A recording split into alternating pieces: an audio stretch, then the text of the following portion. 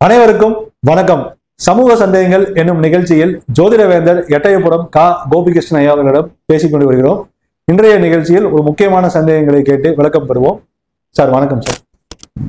Sir பொதுவாக இப்போ எல்லாருக்கும் ஒரு டவுட் என்னன்னா சார், கடன் வாங்கும்போது எந்த நாட்களில் வாங்கணும், அதே மாதிரி கடனை திருப்பி கொடுக்கும்போது எந்த நாட்களில் கொடுக்கணும் அப்படிங்கிறது ஒரு பெரிய சந்தேகம் நிறைய பேர் கேட்குறாங்க சார்.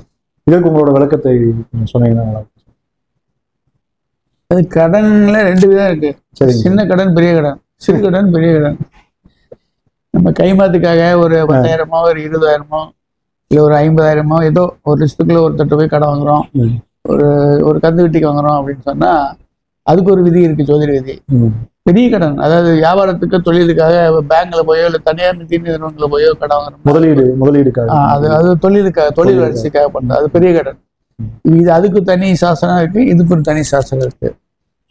ஆனா ரெண்டு கடனுமே இது கடன். பொதுவாக நீங்க கடன் கொடுக்கும்போது சரி, சின்ன கடன் நான் இப்போ பேச போறது, முதல்ல பேசும்போது சின்ன கடன்.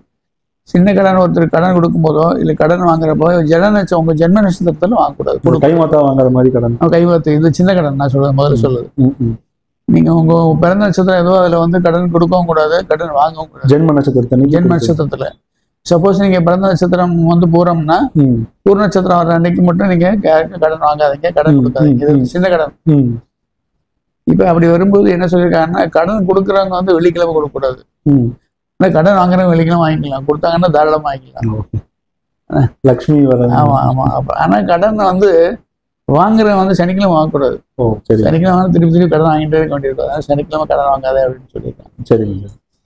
அப்புறம் இன்னொரு விதி என்ன சொல்லியிருக்காங்கன்னா, குறிப்பா இந்த புனர்வசு, கார்த்திகை இந்த 2 நட்சத்திரங்கள்ல வந்து கடன் வாங்கக்கூடாது, கடன் கொடுக்கவும் கூடாதுன்றோம். அது என்ன புனர்வசு, கார்த்திகை எதுக்கு அதுல அந்த மாதிரி சொல்லியிருக்காங்கன்னா, நட்சத்திரங்கள்லயே ரொம்ப அமங்கலமான நட்சத்திரம் எதுன்னா அது புனர்வசு. புனர்வசுன்னா புனர்வசம். அமங்கலமான நட்சத்திரம், அதுல பிறந்தவங்களும் பெரும்பாலும் காலம் போல கஷ்டப்படுவாங்க, அது தரித்திரத்திலே இருப்பாங்க. சரி, ராமர் வந்திருக்காரு, என்ன இப்படி சொல்லிங்கன்னு கேட்கலாம். ராமர் வந்து என்ன பண்ணா, இந்த நட்சத்திரத்துக்கு இப்படி ஒரு அவலம் இருக்கு, இதுக்கு நம்ம ஒரு பெருமை கொடுக்கணும், பெருமை சேர்க்கணுங்கிறதுக்காக அதுல பிறந்தாராம். பிறந்தும் கூட ஒரு காலம் பூரா கஷ்டப்பட்டாரு. அவருக்கு வர வேண்டிய அரசுரிமையை கொடுக்காம அவர் காட்டுக்கு துரத்தி விட்டு, காட்டுலையும் கூட அவர் நிம்மதியா இருக்க முடியல. சீதையை தூக்கிட்டு போயிட்டான். அவங்க கூட சண்டை போட்டு அவர் கூட்டுறதுக்குள்ள பெரும்பாடுபட்டாரு. அதனாலதான் இந்த பெரும்பாலும் இந்த புனர்வசு நட்சத்திரத்தை பிறந்தவங்க காலமுறை கஷ்டப்படும். புனர்வசு நட்சத்திரத்தை வந்து கடன் வாங்காத, கடன் கொடுக்காதன்னு சொல்லியிருக்கான். கார்த்திகை வந்து அக்னி பகவானோட நட்சத்திரம். அக்னி பகவான் நட்சத்திரமா இருக்காது, கடன் அதை அக்னியை எரிச்சிருக்கும் இல்லையா? நீங்க கடன் வாங்கினீங்கன்னா கடன் அடுத்த நிமிஷம் வேலை ஆயிடும். அதனால கார்த்திகையிலையும் வாங்காத அப்படின்னு சொல்லியிருக்காங்க. அப்புறம் வந்து பெரிய கடன். இப்போ பெரிய கடனுக்கு என்னன்னா அதுக்கு வேற தனி இது. பெரிய கடன் வந்து செவ்வாய்க்கிழமை கடன், பெரிய கடன் வந்து வாங்கக்கூடாதான். ஏன் பெரிய கடன் செவ்வாய்க்கிழமை வாங்கக்கூடாதுன்னா, செவ்வாய்க்கிழமை நீ கடன் வாங்கினீங்கன்னா திருப்பி கடன் கொடுக்க மாட்டான் பேங்க்காரன். நமக்கு வங்கி உதவி ரொம்ப முக்கியம். வங்கி உதவி இருந்தால் தான் நமக்கு வந்து மேலே மேலே தொழில் பெருகும், வியாபாரம் பெருகும். அந்த வங்கி உதவி வேணும். அதனால செவ்வாய்க்கிழமை வந்து மட்டும் கடன் வாங்காத அப்படின்னு சொல்லியிருக்காங்க. அங்கே எப்படி சொல்லியிருக்காங்கன்னா, அதாவது தசமி திதியிலையும் பூச நட்சத்திரத்துலையும் கடன் வந்து வாங்கணுமா, வாங்கக்கூடாது, வாங்கணும். அங்கே வாங்கக்கூடாதுனாங்க, இங்கே வாங்கணும். தசமியிலையும் பூசத்துலையும் தான் கடன் வாங்கணும்னு சொல்லியிருக்காங்க. ஏன்னா தசமி திதிகள்லேயே வந்து நல்ல திதி. வளர்பிறை தசமியில் வரக்கூடிய திதிக்கு வந்து பவர் ஜாஸ்தி. வளர்பிறை தசமி அன்னைக்கு நீங்கள் வந்து ஒரு பொன்னி திதியில் நீராடி யாருக்காவது தானம் பண்ணீங்கன்னு சொன்னால் அவங்க 10 வித பாவங்களும் போகும்ருக்கோம். 10 வித பாவங்கள், 10 வித பாவங்கள் ஏன்னு சொன்னால் அது 10வது திதி, அதனால 10 வித பாவங்கள்னு சொல்லி. தசமி அன்னைக்கு, வளர்பிறை தசமி அன்னைக்கு அம்பாள் வழிபாடு செய்யறது ரொம்ப நல்லது. அம்பாள் வழிபாடு பண்ணி எந்த ஒரு காரியம் தொடங்கினா காரியங்கள் தான் டக்குன்னு கிளிக் ஆகிடும், வெற்றி அடைஞ்சிடும். அதனால அன்னைக்கு பண்ணணும்னு சொல்லியிருக்கான். அப்புறம் அந்த வீடு கட்டுறவங்க கூட எப்படின்னா, வீடு கட்டடம் கட்டும்போது இல்லை பெரிய பெரிய சின்ன சின்ன வீடுகள்லாம் கட்டும்போது அந்த வீட்டை சுற்றி வளர்பிறை தசமி அன்னைக்கு வீட்டை சுற்றி அந்த ஒரு 8 அஷ்ட தேவதைகள், அப்புறம் வந்து மத்தியில் பிரம்ம தேவதை, அப்புறம் ஆகாயம், இந்த 10 தேவதைகளுக்கும் கற்பூரம் ஏற்றி வழிபட்டா கட்டடம் வந்து சீக்கிரமா கட்டி பிடிக்கப்படும் சொல்லுவாங்க. ஏன் 10 திக்குன்னா அந்த 10 தசமி தேதி 10வது தேதி, அதனால 10 திக்குன்னு சொல்லியிருக்காங்க. அது வளர்பிறை தசமி ஒரு நல்லது. ஆனால் வெள்ளிக்கிழமை அன்னைக்கு தசமி வரக்கூடாது. வெள்ளிக்கிழமைக்கு அன்னைக்கு வரக்கூடிய தசமி வந்து ஆகாது. அதில் மட்டும் அந்த காரியங்களுக்கு பண்ணாதீங்க சார். பொதுவாக நீங்கள் வெள்ளிக்கிழமையை தவிர்க்கிற மாதிரி தெரியுது சார். ஏன்னா இந்த உரையாடல் சார், சில பல உரையாடல்களோட நீங்கள் வெள்ளிக்கிழமைக்கு இம்பார்ட்டன்ஸ் கொடுக்க மாட்டேங்கிறீங்க. ஏதாவது ரீசன் இருக்கா சார்? ரொம்ப நல்ல நாள். நம்ம முன்னோர்கள் வந்து அனுபவத்துல சில விஷயங்களை நேரடியாக கண்டாங்க. சில உட்பாதங்கள், கொடுங்கோலங்கள், பெரிய பெரிய பேரரசர்களோட மரணங்கள், அதாவது கொலைகள், இது எல்லாமே பெரும்பாலும் வெள்ளிக்கிழமை நடந்திருக்கு. இது அனுபவத்துல கண்டது. உதாரணத்தை நம்ம இயேசுநாதரை வந்து கல்வாரி மலையில வந்து செருவில் அடிச்சு போனாங்க. அது நடந்தது வெள்ளிக்கிழமை. அதுவும் குட் ஃப்ரைடே. நம்ம தேசப்பிதா மகாத்மா காந்தியை வந்து சுட்டுக் கொண்டது வெள்ளிக்கிழமை தான். 1948 ஜனவரி 30 அது வெள்ளிக்கிழமை தான் அது பண்ணாங்க. அதனாலதான் நம்ம ஆளுங்க என்ன பண்ணாங்க, வெள்ளிக்கிழமை வேண்டான்னு ஒதுக்கி வச்சாங்க. வெள்ளிக்கிழமை வந்து என்னன்னா தெய்வ வழிபாட்டுக்கு உகந்த நாள். அந்த காலத்துல எல்லாம் வந்து ஒரு வயசான தாத்தா பாட்டி படுத்திருந்தாங்கன்னா உயிர் போற நேரத்துல உயிர் போற மாதிரி இருக்கும்போதுன்னு சொன்னாங்க, வெள்ளிக்கிழமை வரப்போறது, வெள்ளிக்கிழமைக்கு போயிடும், நாள் போயிடும், கேள்விப்பட்டிருக்கேன் சார். கிணத்து நாள் அப்படிம்பாங்க. அதுலயும் எப்படின்னா ஆண்கள் வந்து வெள்ளிக்கிழமைக்கு இறந்துவாங்க, பெண்கள் செவ்வாய்க்கிழமை இறந்துவாங்க. அதனால என்ன பண்ணாங்க, கிராமங்கள் எல்லாம் பார்த்தீங்கன்னா இந்த கோயில் கொடை கொடுக்குறப்பெல்லாம் ஆண் தெய்வங்களுக்கு வந்து வெள்ளிக்கிழமை கொடை கொடுப்பாங்க, பெண் தெய்வங்களுக்கு செவ்வாய்க்கிழமை கொடை கொடுப்பாங்க.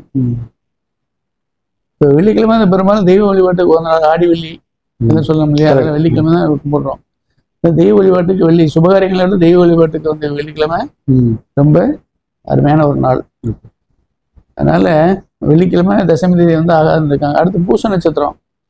பூச நட்சத்திரத்துல ஏன் நல்ல நாள்னு சொல்லியிருக்காங்கன்னா, நட்சத்திரங்கள்லயே பூச நட்சத்திரம் வந்து குரு பகவானோட நட்சத்திரம். குரு பகவானோட இல்ல சார், சனி பகவானோட நட்சத்திரம் தான் சார். நட்சத்திர அதிபதி சனி. இல்லை நீ கேள்வி ரைட் தான். ஒவ்வொரு நட்சத்திரத்துக்கும் அதி தேவதைன்னு ஒன்று இருக்கு. அதி தேவதைன்னு வரும்போது பூச நட்சத்திரத்துக்கு அதிபதி தேவதை யாருன்னு சொன்னா குரு பகவான் தான். நீங்க கடகராசியில குரு பகவான் வந்து 5வது டிகிரியில வந்து உச்சம் ஆவார். அதி உச்சம் 5வது டிகிரி அதி உச்சம். 5வது டிகிரி எங்க இருக்குன்னா பூசத்துல தான் இருக்கும். பூசம் 1வது வாரம் தான் அதி உச்சம். அதனால தான் அவருடைய அதிதேவதாங்கிறதால அவர் அந்த ஸ்டார்ல வந்து உச்சம் ஆவார். இது இந்த பூச நட்சத்திரத்திலையும் கடன் வாங்க அப்படின்னு சொல்லியிருக்காங்க. இது வந்து பெரிய பெரிய கடனுக்காக சொல்லப்பட்டது. இதே தான் அந்த பொண்ணு பூசம் இப்ப சொன்ன இல்லையா, இப்போ இந்த தசமி அண்ட் பூச நட்சத்திரம் இதுல வந்து என்ன சொல்லியிருக்காங்கன்னா, நீங்க வந்து உயிர் எழுதுறீங்க இல்லையா, உயிர் எழுதும் போது இந்த மாதிரி கிழமையில இந்த திதியில் உயிர் எழுது நல்லது. ஆனா உயிலுமே நான் சொன்ன மாதிரி புதன் வியாழக்கிழமை மட்டும்தான் எழுதணும். உயிர் வந்து வெள்ளிக்கிழமை எழுதக்கூடாது. வெள்ளிக்கிழமை ஏன் உயிர் எழுதக்கூடாதுன்னா வண்டி இருக்கு மத்த சுத்தம் போயிருமா, அதுக்கு வெள்ளிக்கிழமை எழுதுறதுன்னு. அப்புறம் நீங்க வீடு மாத்துறீங்கன்னு வச்சுக்கோங்களேன், ஒரு வீடு வாடகை வீடு மாத்தி போறீங்கன்னா அதையுமே ஜென்ம நட்சத்திரத்தை போகக்கூடாது. பிரத நட்சத்திரம் ஏதோ அதுல மாறக்கூடாது.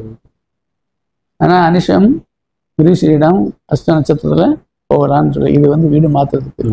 ஜென்ம நட்சத்திரமா இருந்தா கூட இந்த ஜென்ம நட்சத்திரத்தை வீடு மாத்தாதுன்னு சொல்லி வீடு மாத்தக்கூடாது. இதெல்லாம் பொதுவான விதிகள். சார் இப்ப நீங்க சொன்ன இந்த பூச நட்சத்திரமும் தசமி திதியும் ஒன்னா வர காலங்கள்ல பண்ணா சிறப்பாக, ஏன்னா அது ரொம்ப கம்மியான இல்ல தனித்தனியாவே எடுத்து பண்ணிக்கலாம் சார். சொன்ன மாதிரி தசமி திதியும் பூச நட்சத்திரமும் எப்ப சேர்ந்து வரணும், வருஷத்துக்கு 2 தடவை சேர்ந்து வரும். ஒண்ணு வந்து பங்குனி மாசம் வளர்பிறையில சேர்ந்து வரும், அடுத்த புரட்டாசியில தேய்பிறையில சேர்ந்து வரும். சேர்ந்து வர வரைக்கும் நம்ம வந்து காத்திருக்க முடியாது. ஒண்ணு தசமி திதியா பாருங்க, பூச நட்சத்திரம் ஏதாவது ஒன்று தனியா வந்தாலும் இப்போ சேர்ந்து வர்றது முடியாது காரியம். அது வேண்டாம், இது மட்டும் சின்ன கிணறுக்கும் பெரிய கிணறுக்கும் சொல்லி. சரி, ஏன்னா இது கடன் நம்ம எல்லாருமே ஒரு தேவைக்காக வாங்குறாங்க சார். அதை அடைக்கணும் அப்படிங்கும்போது 4 கிழமை பார்த்து வாங்காம முட்டமோ அடைக்கிறப்ப என்ன, இப்ப தனியார்கிட்ட நீங்க கடன் வாங்குறீங்க இல்லையா, தனியார்கிட்ட கைமாத்த ஒரு 10,000 20,000 கடன் வாங்குறீங்கன்னா இந்த கடனை நீங்க அடைக்கும் போது அது செவ்வாய்க்கிழமை அடைக்கணுமா? ஏன் செவ்வாய்க்கிழமை அடைக்கணும்னா செவ்வாய்க்கிழமை அடைச்சா தான் அந்த கடனை திருப்பி வாங்க மாட்டீங்க தனியார்கிட்ட. இது வந்து கவர்மெண்ட்ல பேங்க்ல நம்ம வாங்கிட்டே இருக்கணும், அப்பதான் நமக்கு தொழில் நல்லா வரும். தனியார் கடனை யார்ட்டையா நீங்க 10,000 50,000 வாங்கியிருந்தீங்கன்னா அந்த கடனை வந்து செவ்வாய்க்கிழமை கொடுத்து அடைச்சிங்கன்னா திருப்பி அந்த அமௌண்ட் அவங்ககிட்ட இருந்து கடன் வாங்க வேண்டிய அவசியம் எல்லாம் போகும். ரொம்ப நன்றி சார். ஏன்னா இது ஒரு எல்லாருக்கும் ஒரு தேவையான சந்தேகம் சார். உங்களோட விளக்கங்கள் ரொம்ப சிறப்பாக இருந்ததுங்க சார். மற்றும் ஒரு காணொலியில சந்திக்கிறேன் சார். நன்றி சார்.